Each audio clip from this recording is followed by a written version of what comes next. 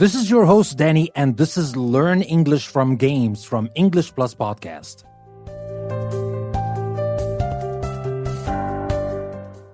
In this episode, we're going to start our journey with Fallout 4. It is an RPG game or role-playing game, and I actually started a YouTube channel where I play through the whole game, and I'm going to create episodes to go along with the videos I create, and I will tell you about the journey I make every time. And there will be a story, and with the story, there will be this link to the YouTube channel where you can watch everything that is happening. So you're going to learn English, and you're going to enjoy a great story, and even if you want, you can watch it.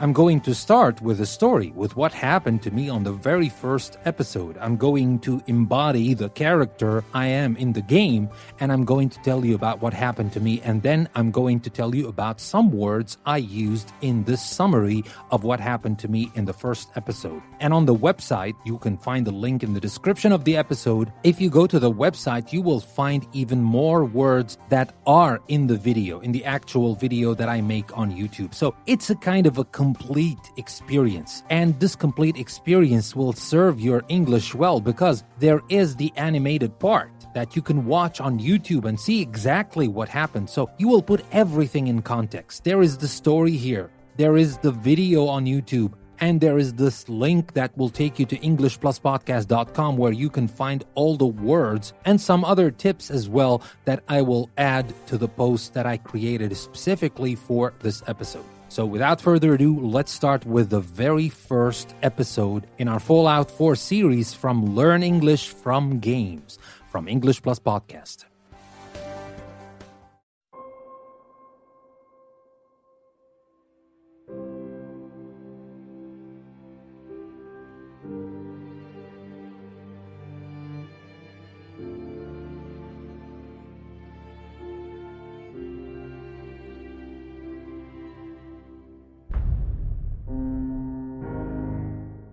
The world is not what it used to be.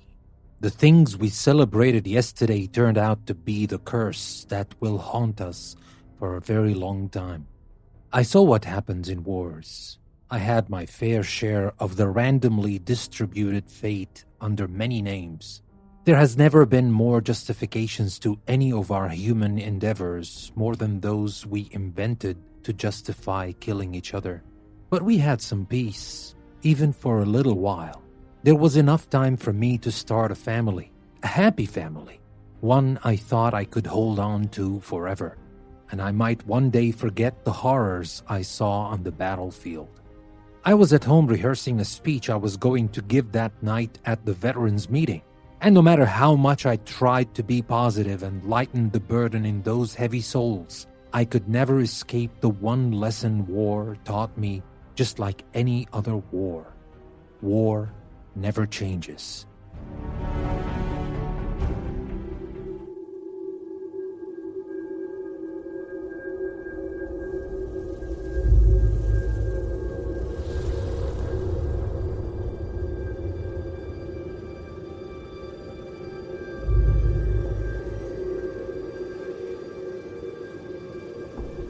War.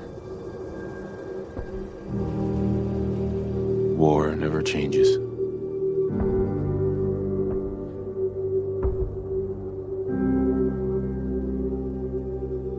In the year 1945, my great-great-grandfather, serving in the army,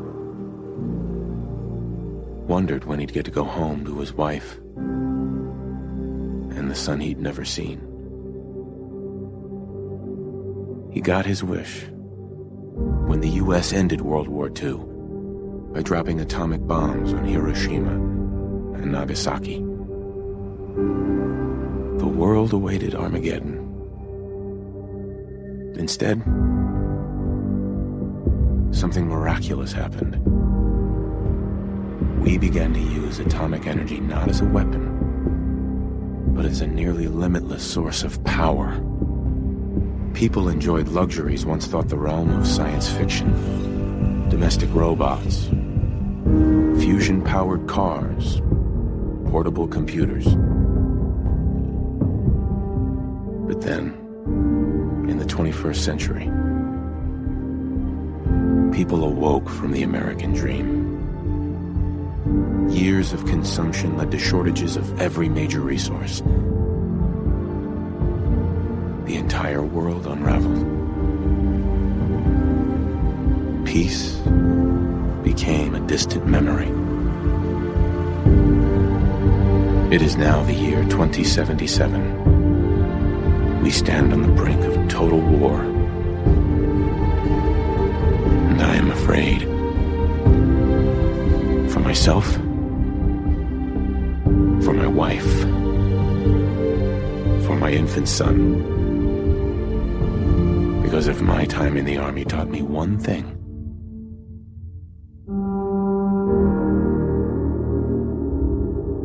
it's that war never changes.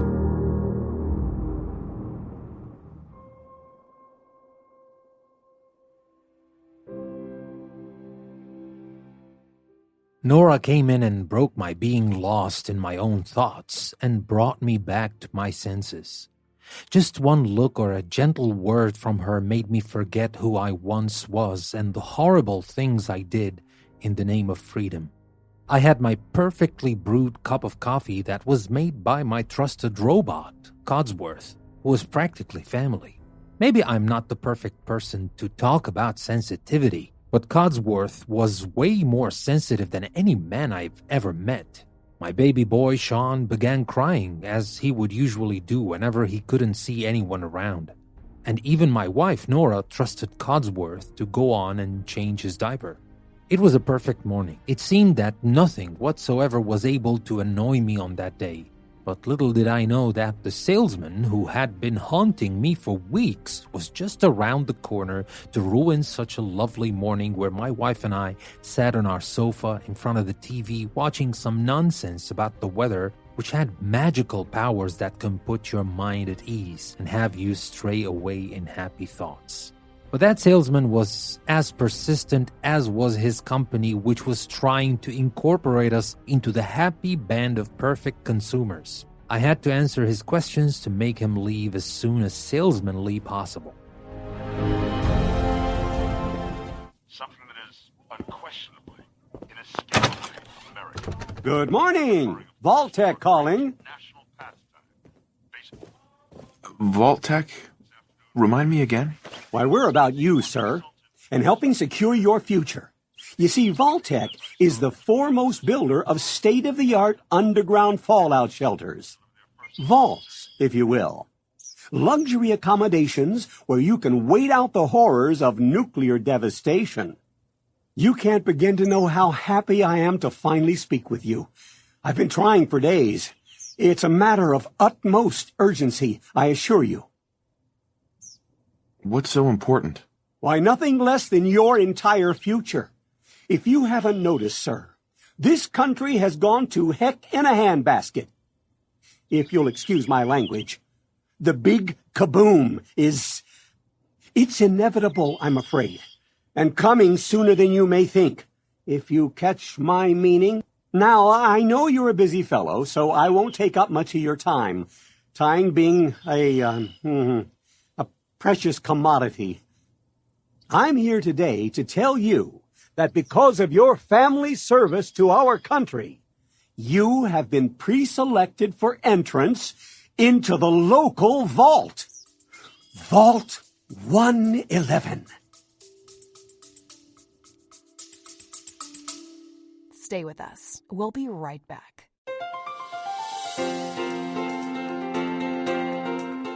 Looking to enhance your English skills while exploring a world of knowledge?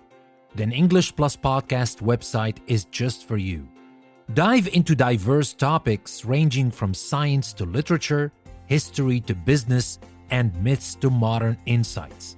Each episode from our podcast or article from our magazine is a journey of learning and discovery, designed to not only improve your language skills, but also broaden your understanding of the world.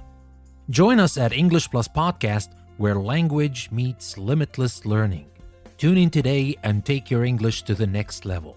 Visit EnglishPlusPodcast.com to start your journey. English Plus Podcast, language learning, enlightenment. Never stop learning with English Plus.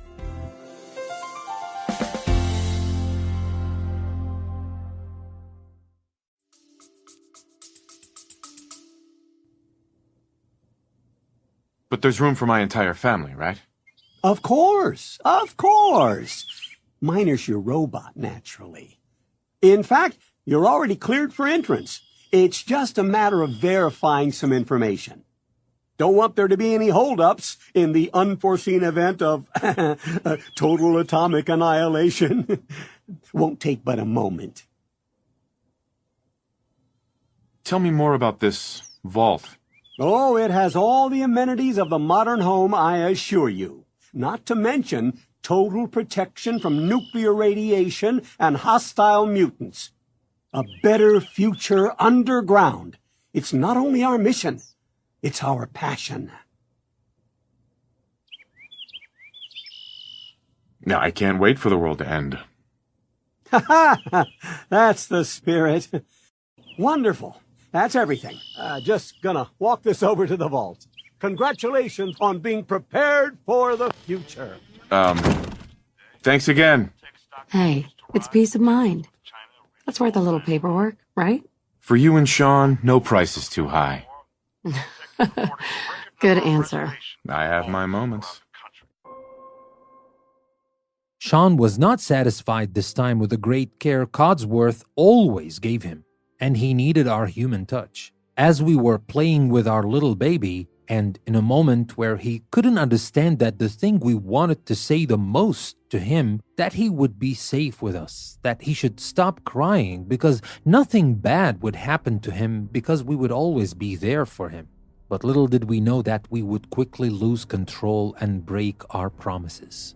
Codsworth frantically called us to watch a news flash that broke the news the salesman was just telling me about, and I, like a fool, was sarcastic in not being able to wait for the world to end, which was just about to be. Nuclear bombs were dropped in New York and Pennsylvania, and we were surely next in the list of targets of those missiles. We knew for sure one day would come and the threats would stop, and that they would actually drop, but we didn't want to believe it. However, disasters are not like that salesman. They don't try to convince you. They just happen.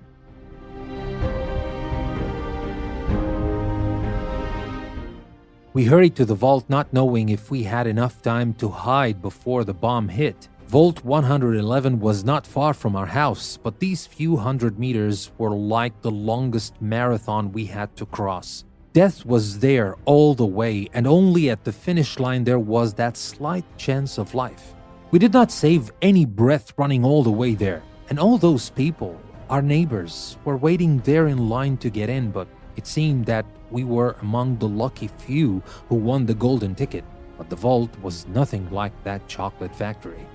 We barely made it in time. The bomb dropped and I could see the blast, not a few miles away. The elevator started to go down and the blast was visible like angry tsunami fighting the air to get to us.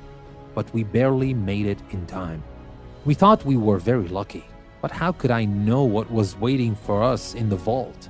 We were in shock and we followed the line that led us to some strangely looking pods that were supposed to decontaminate us before we headed deeper in the vault. Without question, we went into the pods like sheep dragged to the slaughterhouse. It started to get cold, and I could feel nothing. I was near death many times in my earlier life as a soldier, but I never felt it this way, up close and personal. But then there I felt life in me again. I was not dead. The frost thawed for a few moments, and I was awake to witness the worst nightmare I wished I had never seen. A stranger came along with a nurse or some staff worker whom I could not recognize and opened the pod opposite to mine, where Nora and Sean were held. With my feeble hands, I banged on the pod's door, but in vain. They tried to take Sean away from Nora, and I knew her very well. She was the light of my life. She was the sweetest person in the world, but she was a lioness nonetheless. There was no way they could take Sean from her arms while there was one breath left, one heartbeat. and I had to see the last of these two slip away as that stranger shot her and took Sean from her already colder arms. And darkness covered my eyes once more, and my body was frozen one more time.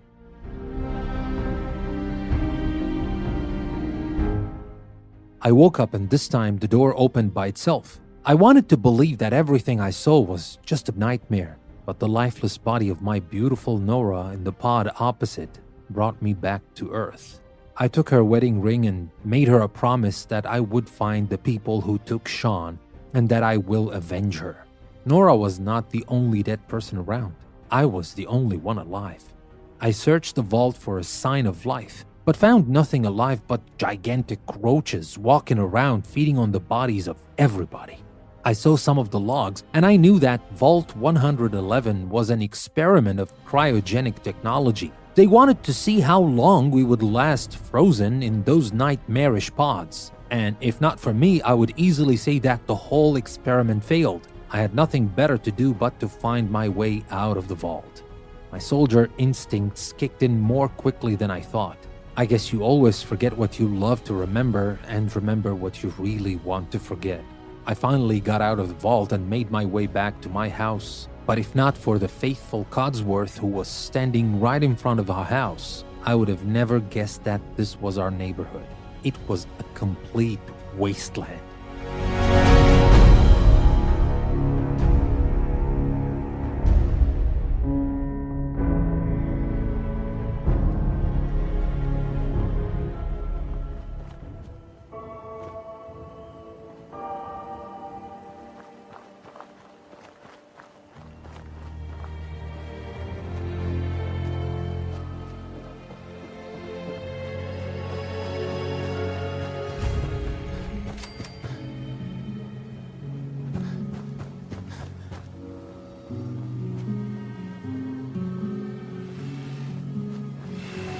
As I live and breathe. Oh, it's really you. Codsworth. What happened to the world? The world, sir?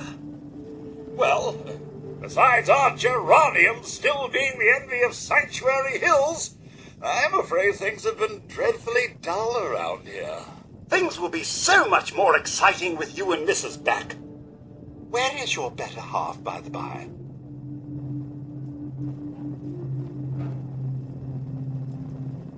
She's in a better place. Sir, these things you're saying, these terrible things, I believe you need a distraction. Yes, a distraction to calm this dire mood. It's been ages since we've had a proper family activity. Checkers, or perhaps charades. Sean does so love that game. Is the lad with you? Sean's been kidnapped. But I'm going to find him. I'm going to get my son back. It's worse than I thought. You're suffering from hunger-induced paranoia. Not eating properly for 200 years will do that, I'm afraid.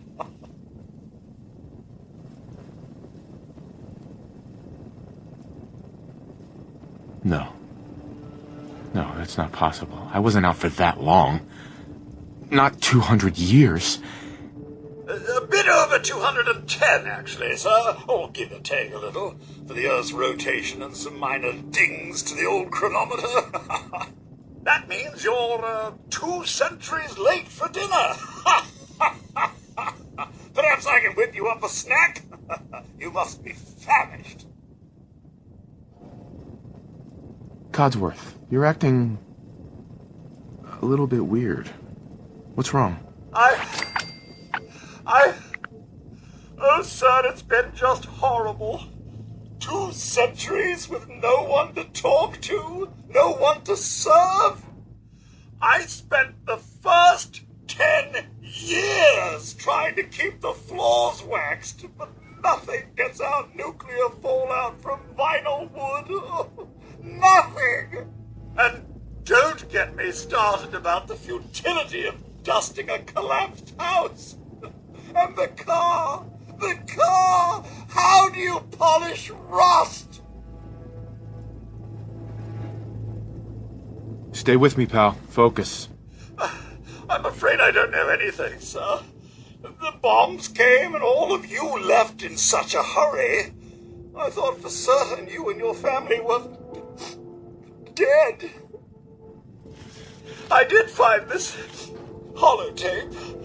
I believe the missus was going to present it to you as a surprise. But then, well, everything happened.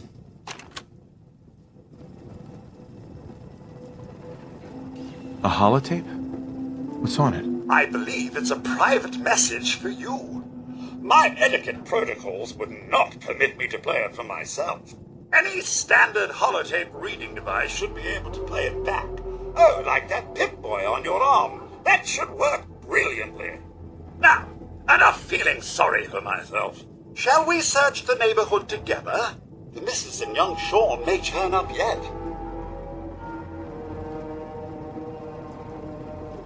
Have you seen anything dangerous? Oh, just the usual, sir. Pesky neighborhood dogs and mosquitoes. Shall I investigate? All right. Lead the way. Proud to serve, sir.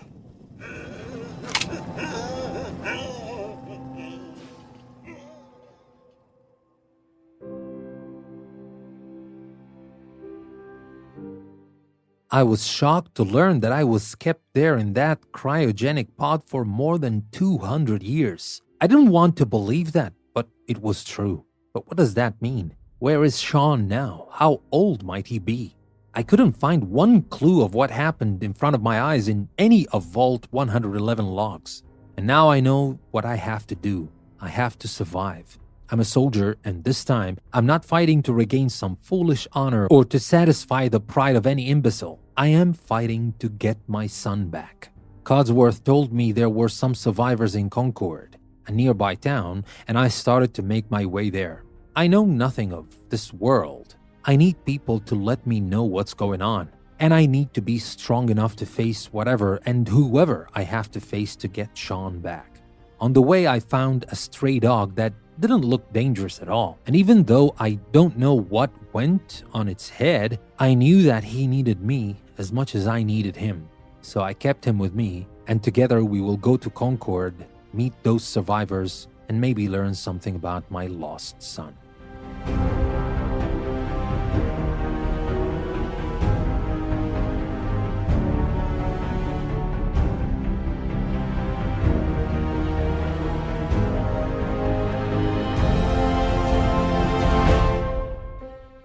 I hope you enjoyed this new episode, this new type of episode that I'm creating. I've been doing some traditional stuff for so long, but now I'm going to change. I'm going to change it to something everybody loves. Everybody loves video games, and I'm not going to stick to only one game. I'm going to start with other series as well, with other games, and I want you to tell me what you think about this episode. You can always email me, danny@englishpluspodcast.com, and tell me what you think. We can start a conversation. You can tell me about things I can do better. You can tell me about things that you liked and you disliked about this episode, and I will always have ears for your constructive criticism. With that being said, this is your host, Danny, and this is Learn English from Games from English Plus Podcast. Thank you very much for listening to this episode.